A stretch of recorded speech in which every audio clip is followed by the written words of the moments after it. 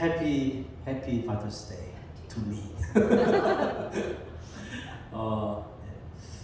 6년 전으로 거슬러 간 것 같아요. 네. 아주 좋습니다. 거기 그 자리에서 눈물을 훔치시는 집사님을 또 만나 뵙게 되니 너무너무 반갑습니다. 열재앙 이야기가 이제 마지막 한 가지 재앙만 남겨두고 있습니다. 9가지 그 재앙이 애굽 땅에 계속 쉬지 않고 그 내리는 동안 2가지 변화되지 않은 것이 있었어요. 첫째는 절대로 변하지 않는 그 바로 왕의 그 교만함과 욕심. 또 한 가지는 약속하신 것을 재앙이지만 그대로 다 성취하시는 그 하나님의 신실하심. 이 2가지를 우리가 볼 수 있었습니다. 정말 고집의 아이콘이라 불리는 바로왕의 그 교만함으로 인해서 애굽은 정말 무시무시한 재앙을 받죠. 그래서 결국 그 신하들의 말대로 애굽이 망해버린 거죠. 그럼에도 불구하고 바로가 끝까지 욕심을 버리지 못하자 하나님은 마지막 카드를 이제 꺼내시기에 이르렀습니다. 1절 말씀 보니까 내가 이제 한 가지 재앙을 바로와 애굽에 내린 후에야 그가 너희를 여기서 보내리라. 자, 인간의 욕심과 또 교만이 아무리 강하더라도 하나님 앞에 그것이 무용지물이 되는 때가 분명히 온다는 거죠. 그러므로 자신의 교만함을 빨리 깨닫고 그 하나님 앞에 겸손하게 무릎 꿇는 것이 가장 지혜의 견본인 거죠. 그 바로왕이 9번이나 모세와 아론을 속였잖아요. 그 속이는 행동을 이어왔으나 이제 그의 교만한 욕심에 표효이도 딱 마침표를 찍게 된 것이 바로 이 마지막 재앙이었습니다. 베드로서 3장 9절에 이런 말씀이죠. 주의 약속은 어떤 이들이 더디다고 생각하는 것 같이 더딘 것이 아니라 오직 주께서는 너희를 대하여 오래 참으사 아무도 멸망하지 아니하고 다 회개하기에 이르기를 원하시느니라. 이 땅에도 하나님을 무시하고 불신하고 마치 바로왕처럼 자기가 무엇이든지 다 옳고 또 이렇게 오판을 하는 사람들이 참 많죠. 자, 그러다가 정말 마지막 때가 딱 이렇게 되면 그때는 오늘 이 말씀처럼 더 이상 돌이킬 기회조차 얻지 못하게 되는 거죠. 하나님은 모세를 통해 애굽의 마지막 재앙이 내릴 것을 바로에게 경고를 하죠. 어떻게 보면 이게 마지막 경고죠. 그런데 이전과 좀 다른 점이 보여요. 여러분 혹시 발견하셨나요? 그것은 이제 더 이상 경고를 하고 바로의 의견을 물어보지 않는다는 겁니다. 무슨 뜻일까요? 하나님의 때가 이제 이르렀다는 겁니다. 하나님을 불신하는 사람들에게 주님은 오래 참으시죠. 말씀처럼 기회를 계속 주시죠. 왜? 한 영혼이라도 회개하기를 원하시니까. 그렇지만 그들에게도 더 이상 기회가 없는 그 마지막 순간, 마지막 날이 다가올 수밖에 없을 것이라는 거죠. 여러분, 노아 시대에 노아의 말을 전혀 듣지 않고 믿지 않았던 사람들이 실제로 이제 비가 막 쏟아지니까 방주로 달려가잖아요. 살려달라고 막 아우성치며 이제 네가 말했던 하나님을 믿겠다고 다 이렇게 애원하죠. 그러나 방주의 문이 닫힌 후에는 아무리 밖에서 믿는다고 소리치고 하나님이 진짜라고 소리치고 문을 두드려도 열리지 않아요. 왜요? 밖에서 안으로 하나님께서 닫아버리셨기 때문에. 이것이 마지막 날에 경험하게 될 불신자들의 운명인 거죠. 하나님은 바로왕에게 더 이상 이 열재앙의 그 키워드가 뭡니까? Let my people go잖아요. 더 이상 내 백성을 보내라 이런 말씀 명령을 하지 않아요.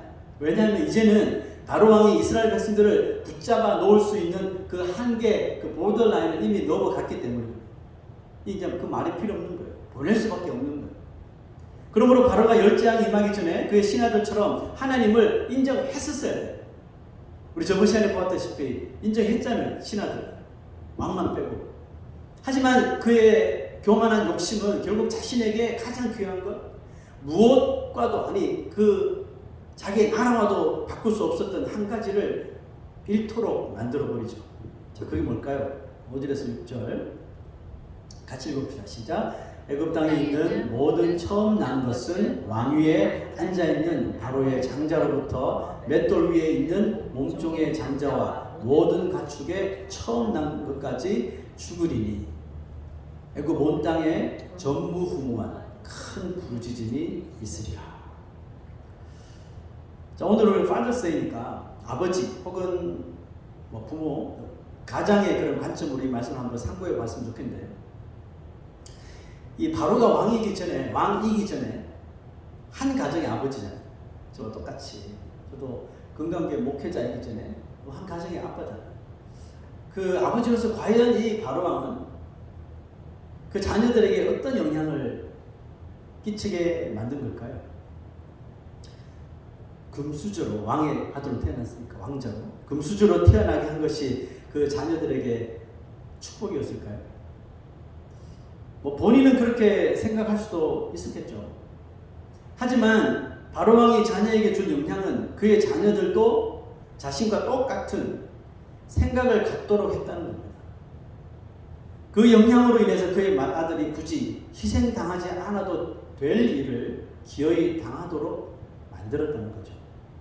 그럼 바로왕과 모세를 이렇게 비교하면서 평가해주는 한 구절이 눈에 보이는데요. 이 구절입니다.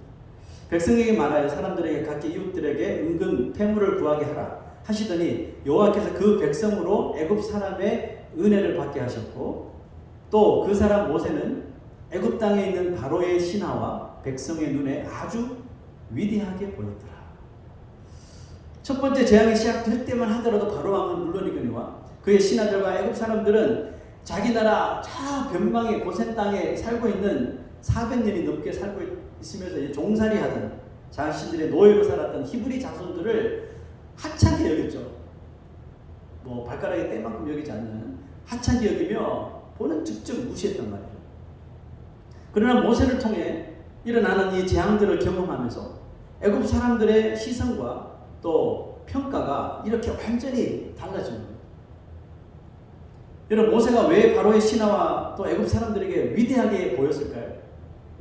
그가 정말 위대한 지도자였기 때문이겠죠. 그러나 모세가 정말 그들에게 위대하게 보인 진짜 원인이 있었어요. 그것은 모세가 하나님을 의지하지 않고 자기 자신을 의지하지 않고 전능하신 하나님을 어떤 상황 속에서도 끝까지 그리고 온전히 믿는 리더였기 때문입니다. 자, 이것이 왜 모세를 위대하게 보게 되었는지 한번 들어보십시오. 사실 모세가 애굽으로 와서 백성들을 이끌고 애굽을 나간다고 말했잖아요. 그때 백성들은 콧방귀도 안 폈거든요. 막 노동이 더 심해졌으니까. 그래서 막 모세를 죽이려고 그랬단 말이에요. 방귀를 든 사람들은 이스라엘 백성들뿐만 아니죠. 바로와 그의 신하들, 말도 안 되는 소리라고 집어쳐라 그랬죠. 그럼에도 모세가 눈 하나 깜짝하지 않고 하나님을 신뢰하자 무슨 일이 벌어졌나요? 하나님은 이스라엘 백성을 애굽 사람들로부터 선을 쭉 그어서 완전히 구별하여 주시는 은혜를 베풀어 주셨다. 첫 번째 피재앙부터 개구리, 이, 파리, 악질, 독종, 우박, 메뚜기, 흑암의 재앙까지 보면서 하나님이 구별하시는 이스라엘 백성들, 저 히브리 자손들은 아무런 해를 받지 않아요. 아무런 해를 받지 않았던 반면에 그 재앙이 떨어지는 순간에도 그들의 우상의 이름을 찾고 그들의 자신들의 이름을 외쳤던 애굽 백성들의 모든 삶의 터전이 쑥대밭이 되는 것을 그들의 눈으로 똑똑히 보게 된 거죠. 그들이 하나님의 이 강력함을 보고 뼈저리게 느낀 것이 있었어요. 그게 뭘까요? 이스라엘의 하나님이 진짜 신이다. 그러므로 그 신을 믿는 저 사람들이야말로 정말 복받은 민족이구나. 누가 깨달았어요? 애굽의 신하들이, 애굽의 백성들이. 그 재앙을 당할 때마다 내가 히브리 사람이었으면, 내가 하나님의 백성에서 얼마나 좋았을까. 그런 생각을 하면서 정말 저들이 믿는 신이 진짜구나. 그리고 애굽 신하들의 눈에도 백성들이 어떻게 되든지 말든지 자신의 이런 이 명예와 자존심만 고집하는 이 바로왕과 나라는 이미 다 망해져 버렸는데 여전히 자기 고집을 피우고 있는 저 고집스러운 바로왕과 하나님과 그분의 명령만을 고집하며 이스라엘을 구별하여 지켜내는 그 모세의 리더십의 결과가 아주 극명한 대조를 이루는 것이 이 애굽의 신하들과 백성들 사이에 보였다는 거죠. 바로왕과 모세의 비교를 통해서 진정한 위대함이 무엇인가? 우리 한번 볼 수가 있었는데요. 여러분, 위대한 아버지는 어떤 사람일까요? 어머님들 앉아 계시니까 어머님들 넣을게요. 위대한 어머니는 어떤 사람일까요? 위대한 부모는 어떤 사람일까요? 여러분, 자녀가 편안히 살 수 있는 부와 재산을 물려주는 사람일까요? 세상은 이런 일을 하는 부모를 부러워하겠죠. 근데 우리 여러분 다 공감하시죠? 그것은 오히려 자녀를 처음부터 망치는 일이 되는 것이죠. 자녀에게 위대한 아버지는, 어머니도 포함해서 들었어요. 자녀에게 위대한 아버지는 자녀가 가장 본받고 싶어하는 사람이 되는 것이 아닐까요? 여러분, 아버지가 아무리 세상에서 잘 나가는 부자고 권력이 있어도 그 자녀들의 입에서 난 절대로 아버지 같은 사람이 되지 않을 거야 한다면, 어쩌면 그 아버지는 세상에서 가장 불행한 아버지가 될 것입니다. 지금 제가 소개하고 싶은 한 아버지는 삼촌 부부가 죽은 후에 그 딸이었던 에스더를 자신의 딸처럼 양육했던 모르드게입니다. 성경 에스더에 등장하는 인물로서 바벨론 포로로 끌려가 살면서도 이 여호와 중심의 신앙을 어떤 것과 타협하지 않았던 사람이죠. 어느 날 자신의 민족인 유대인들이 하만의 계략으로 인해 몰살될 위기를 맞습니다. 그때 모르드게는 그 당시 왕후였던 에스더가 왕의 명령을 어기면서까지 왕 앞에 나아가 유대인 민족을 위기에서 지키도록 맨 앞장 세우죠. 자, 그가 에스더에게 전한 말을 한번 보세요. 너는 왕궁에 있으니 모든 유다인 중에 홀로 목숨을 건지리라 생각하지 말라. 이때 네가 만일 잠잠하여 말이 없으면 유다인은 다른 데로 말미암아 노임과 구원을 얻으려니와 너와 내 아버지 집은 멸망하리라. 네가 왕후의 자리를 얻은 것이 이때를 위함이 아닌지 누가 알겠느냐. 이런 말이죠. 네가 죽음이 두려워 왕 앞에 나서지 않더라도 하나님은 능력이 있으시기 때문에 능히 당신의 백성들을 구원하실 수 있다. 그러나 너의 그 비겁함으로 인하여 너와 너의 집안은 하나님으로부터 완전히 외면을 당할 것이다. 네가 왕후가 된 것이 너의 명예를 위함이 아니라 너의 지금 유익을 위한 것이 아니라 바로 너를 통해 지금 위기에 빠져있는 이 유다 민족을 살리시려는 하나님의 계획이라고 이렇게 말한 거죠. 모르드게의 뜻을 전해들은 에스더가 내린 결심을 한번 보세요. 당신은 가서 수산에 있는 유다인을 다 모으고 나를 위하여 금식하되 밤낮 3일을 먹지도 말고 마시지도 마소서. 나도 나의 시내와 더불어 이렇게 금식한 후에 규례를 어기고 왕에게 나아가리니, 여기서 이 규례를 어긴다는 것은 죽음과 맞바꿀 수 있다는 뜻이죠. 보세요. 죽으면 죽으리라.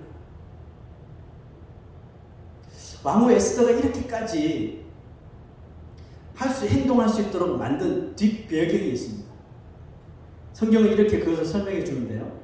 에스더 2장 20절 말씀 읽어봅시다. 시작. 에스더는 모르드게가 명령한 대로 그 종족과 민족을 말하지 아니하니 그가 모르드게의 명령을 양육받을 때와 같이 따름이더라. 아멘. 에스더가 처음 후궁 되겠다 해서 그 면접을 봤을 거 아니에요. 후궁 면접을 볼 때는 그가 유대인인 것을 숨기도록 했어요. 모르드게가 말하지 마. 왜 그랬을까요? 서류 심사에서 탈락되기 뻔하거든요. 그러니까 그때는 말하지 말라 그랬어요. 하지만 지금 유대인들이 몰살 위기에 놓이자 그동안 숨겨왔던, 어떻게 보면 거짓으로 그 서류 꾸민 거잖아요. 그죠? 그동안 숨겨왔던 자신의 국적을 이제 왕후가 되었는데 드러내도록 한 거예요. 이것만 해도 이미 에스더는 끝날 사람이죠. 근데 그럼에도 불구하고 에스더가 모르드게의 말을 따른 것은 이 말씀처럼 모르드게의 명령을 양육받을 때와 같이, 어린 시절에 신앙의 교육을 받을 때와 같이 지금도 따랐다는 겁니다. 에스더가 어릴 때나 지금 어른이 되었어도 모르드게의 말에 모두 따른 것은, 한편으로 보면 부모도 돌아가셨는데 사촌 오빠가 나를 딸로 입양을 했는지 안 했는지 모르겠어요. 딸로 여겼다고 했으니까 이렇게 딸로 키워줬기 때문에 어떻게 그 말에 거역을 하냐, 이렇게 우리가 생각할 수 있는데, 여러분, 모르드게의 신앙 교육을 통해서 에스더가 뭘 알았을까요? 에스더는 자신도 그 모르드게처럼 살아계신 하나님을 만났기 때문이죠. 하나님 어떤 상황에서도 하나님을 믿고 의지하는 백성들을 절대로 외면하지 않으신다는 것을 확신했기 때문입니다.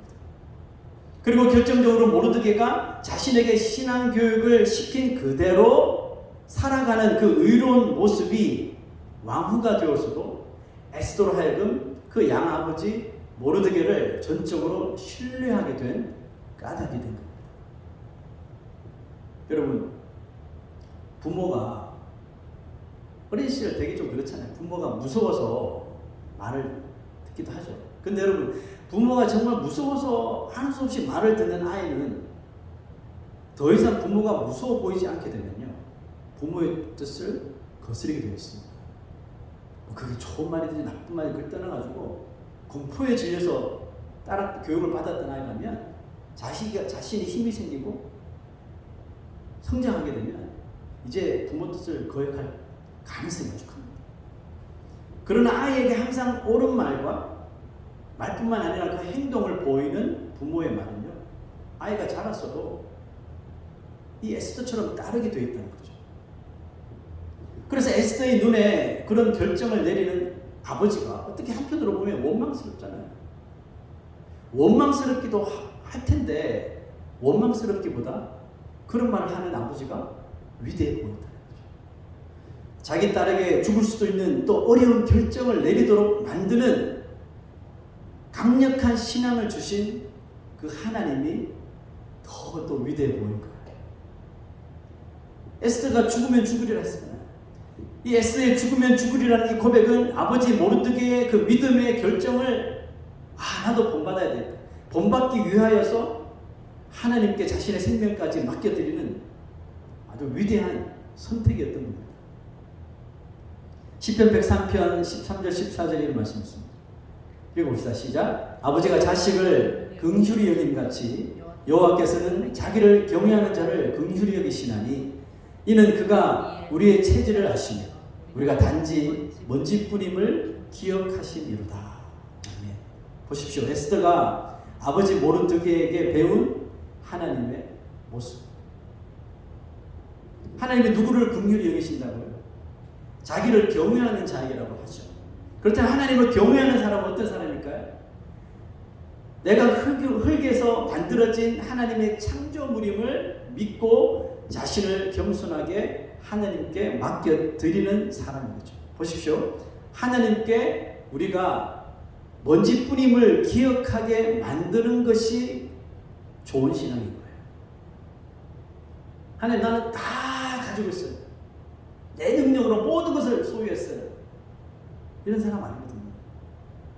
모든 것을 가졌다고 할지라도, 한 나라의 왕이 되었다고 할지라도 다윗처럼 하나님, 나는 먼지입니다.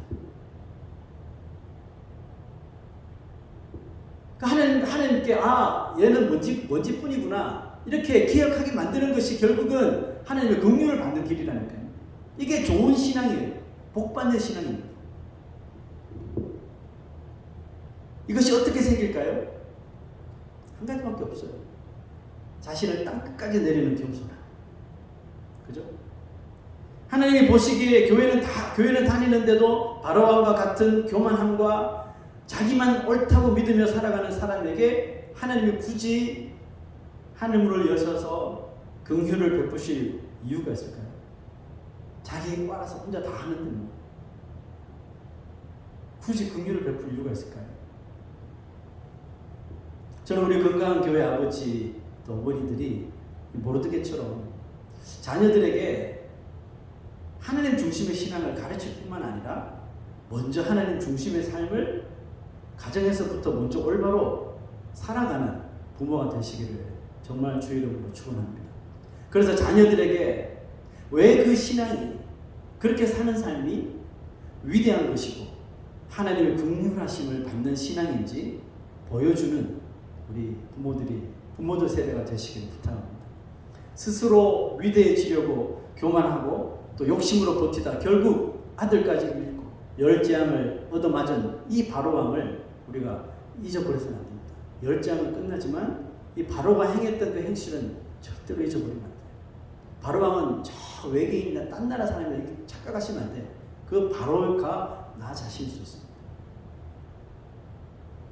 위대한 아버지, 위대한 부모는 그래서 태어나는 것이 아니에요. 만들어지는 거죠. 아멘입니까? 만들어지는 거예요. 하나님 오늘 여기 계신 우리 모두가 그런 위대한 신앙으로 위대한 부모가 되길 원하시는 것입니다. 아직 늦지 않았습니다. 우리의 자녀들에게 또 우리와 마주하는 이웃에게 오직 하나님의 말씀으로 양육하고 그 말씀을 우리가 삶 속에서 온전히 순종하는 모습을 보이십시오. 하나님께서 모르드게와 같은 영성을 얻도록 만들어주시고 또 빚어주실 줄로 믿습니다. 아멘. 우리 다 같이 일어나셔서 우리 헌신의 찬양 아바 아버지 함께 찬양하겠습니다.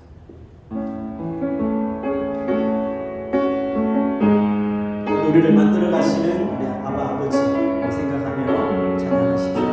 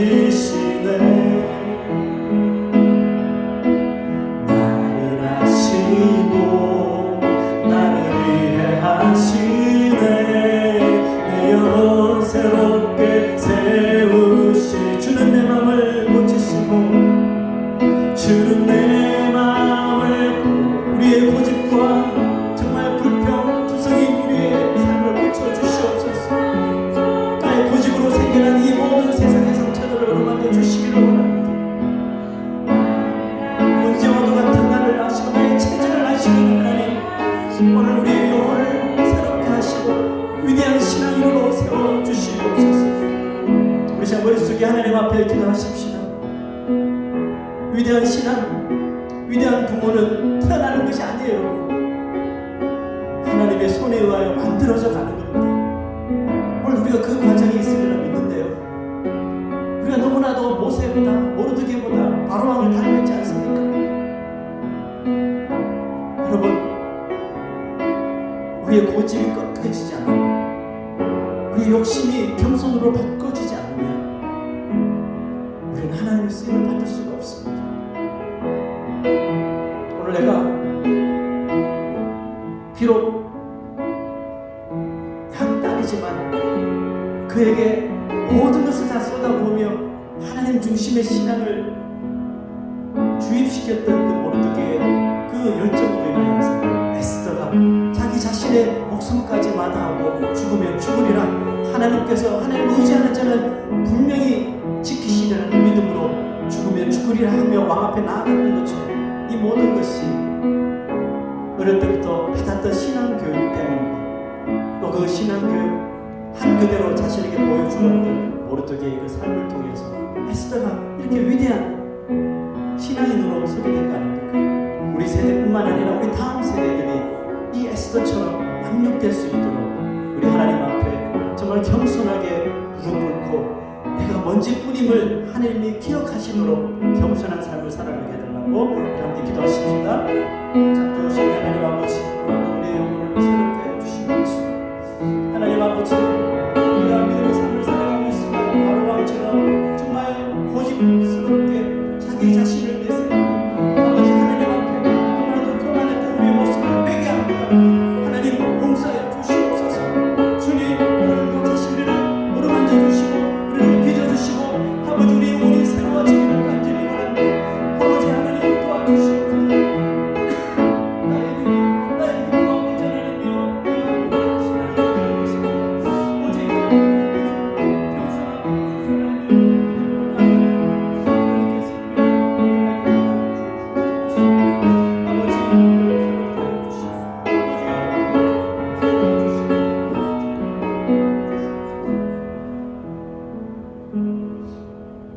우리의 체질을 아시는 하나님